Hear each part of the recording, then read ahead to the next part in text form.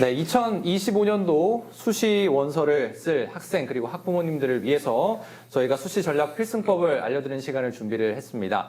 자, 수시 원서 쓰기 정말 막막한데요. 사례로 보면서 솔루션을 함께 찾아보는 시간을 마련을 했습니다. 자, 오늘 두 분과 함께 할 텐데요. 먼저 수완고 장동술 선생님 자리하셨습니다. 네, 어서 오십시오. 안녕하십니까. 수완고 교사 장동술입니다. 네, 반갑습니다. 자, 다음으로 경신여고 정용희 선생님도 자리하셨습니다. 네, 안녕하십니까. 경신여고 진학부장 정용희입니다. 네, 반갑습니다. 네. 자, 이렇게 귀한 시간을 내서 또 귀중한 두 분이 오셨는데요. 오늘 많은 이야기를 좀 나눠볼 수 있을 것 같습니다. 수시 제도가 시작이 된 지 꽤 오래됐지 않습니까? 네. 제가 알기로는 한 90년대 후반에 이제 시작을 했다고 네. 이렇게 알고 있는데요. 내년도의 입시에 수시 제도가 조금 변화하거나 또 주목해야 할 점이 또 있을 것 같습니다. 이슈가 요새 많잖아요. 의대 정원도 그렇고. 네, 그렇습니다. 올해는 의대 증원에 대한 이야기를 안 꺼낼 수가 없는 그런 상황인 것 같습니다. 네, 기존에 우리가 3,058명이었던 그 정원이 이제 1,509명 증가한 4,567명으로 대기업에서 확정 발표를 했는데요.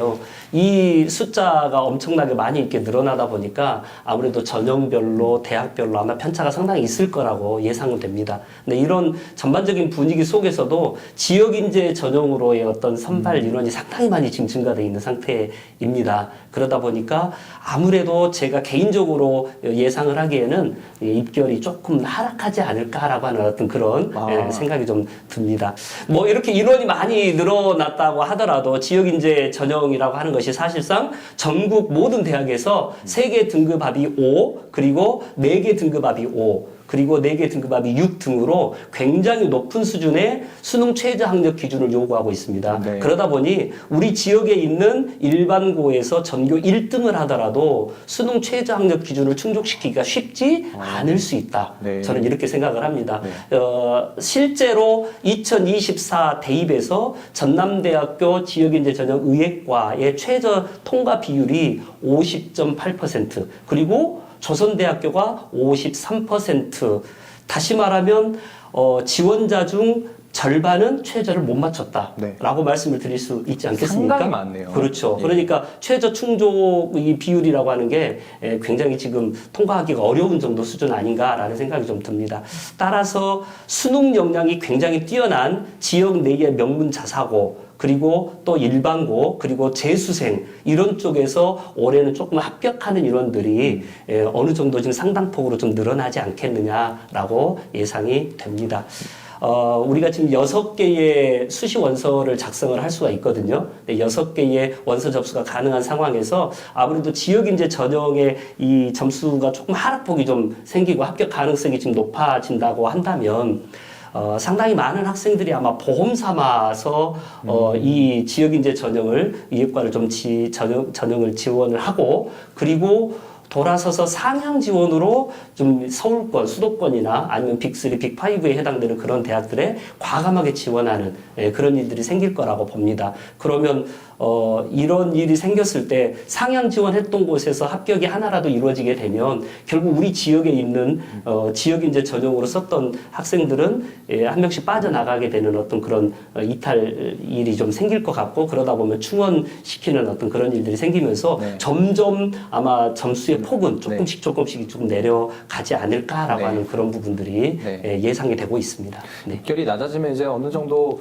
의대를 꿈꾸는 친구들이 조금 노려볼만 하겠네요. 그러면. 네, 그렇습니다. 네. 네. 그렇군요. 우리 정용희 선생님은 좀 어떻게 보십니까? 지금 장동술 부장님이 말씀하시는 것처럼 의대도 굉장히 큰 영향을 미칠 거라고 생각을 하지만 지금 여기 뒤에 숨겨진 더 큰 이슈가 하나 있는데, 저희 무전공 선발 확대도 빠질 수 없는 이슈라고 생각을 합니다. 무전공, 이제 정확히 얘기하자면 전공 자율 선택제라고 할 수 있는 제도의 도입인데요. 사회자님 혹시 자유전공학부에 대해서 네. 들어보신 적 있으신가요? 들어본 적은 있죠. 이게 한 1학년 때 여러 가지 탐색을 하다가 2학년 때 혹은 3학년 때 자기가 좋아하는 이 분야로 이렇게 진입하는 그런 거 아닙니까? 예, 맞습니다. 네, 이게 아주 소수 일부 대학에서 한 50, 30명 정도 되는 규모로 대부분 운영을 하고 있었는데 이제 이 모집 인원을 대폭 늘려서 저희 지방 거점 국립대라든지 일반 사립대학에서도 변화에 빠르게 발맞춰서 무전공 선발을 굉장히 늘리고 있습니다. 작년에 비해서 무려 28,000명이 증가를 한 37,900명 정도를 무전공으로 지금 선발을 하고 있고요. 특히 수도권 대학을 보자면 25,000명 넘는 인원을 무전공으로 지금 선발하고 있습니다. 아. 네, 그리고 국립대 22구 역시도 무전공으로 10,000명이 넘는 인원을 선발하고 있는데 기존에 한 2,000명 정도 선발했었던 인원에 비해서 20% 이상 무전공으로 선발하고 있습니다.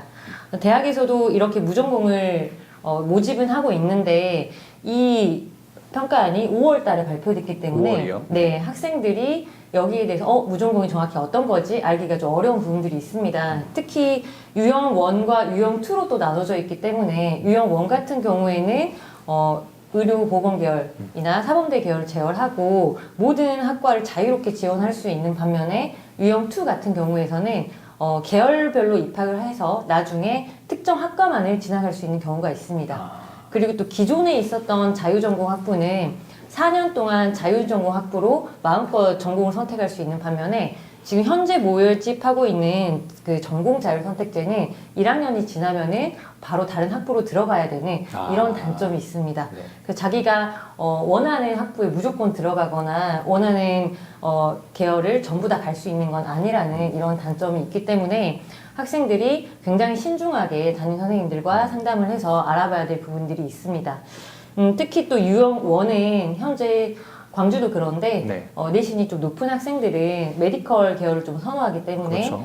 높은 내신을 가진 학생들이 이과 계열에 많이 포진해 있습니다. 그래서 실질적으로 결과가 나왔을 경우에 아마 인문 계열 학생들보다 좀 자연 계열을 선택한 학생들이 자율 전공 학부나 혹은 이런 전공 자율 선택제로 모집하는 단위에 더 잘 합격하지 않을까. 즉 그쪽으로 내신이 더 높게 쏠리지 않을까라는 예상을 해볼 수가 있습니다. 인문 쪽 학생들은 좀 안타깝지만 이과 계열 학생들에 비해서 좀 밀리는 부분이 있지 않을까 하는 우려를 네. 표하고 있습니다. 정시에서도 대학에서 이 모집안을 좀 급히 마련하다 보니 인원 분배를 좀 다군에 많이 형성을 했는데 고려대학교 같은 경우에는 이번에 최초로 다군에 자율 모집 단위를 신설을 했습니다. 그리고 고려대뿐만 아니고 그 뒤를 이어서 한양대나 서강대를 비롯해서 건국대, 동국대 다양한 대학들이 원래 모집하지 않았었던 자율 전공 모집 단위들을 전부 다군에 포진시키면서 수시를 준비했었던 학생들도 끝까지 정시를 한번 준비해서 다군에 도전해봐야겠다라는 생각들을 지금 많이 가지고 있는 것 같습니다. 그래서 학생들에게는 선택의 폭이 넓어졌지만 이와 반면에 고민의 폭도 많이 늘어나지 않았을까라는 우려들이 있고 현장의 선생님들도 깜깜이 전형이다라고 할 만큼 인원도 적게 선발하는데 기존에 있었던 학과들에서 인원을 빼와서 네. 그런 모집 단위를 신설했기 때문에 그럼 기존 학과들의 입결은 과연 어떻게 해야 될 것인가?